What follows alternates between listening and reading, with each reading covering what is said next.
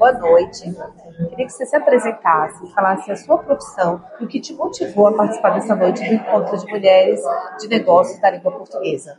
Sim, boa noite. Meu nome é Denise Machado, eu sou planejadora financeira e faço gestão do patrimônio de famílias, especialmente de mulheres. O que me trouxe nesse evento hoje foi fazer esse relacionamento com mulheres fortes, com mulheres que estão lutando pelo seu espaço na sociedade, para divulgar o seu trabalho, fazer business, e também porque eu acho muito importante a questão da mulher assumir a sua vida financeira.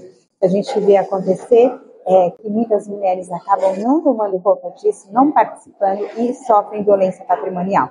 Então eu vim com esses objetivos para esse evento, para que a gente consiga, então, trocar muitas ideias com todas essas mulheres maravilhosas que estarão presentes. Perfeito, seja muito bem-vinda. Muito obrigada.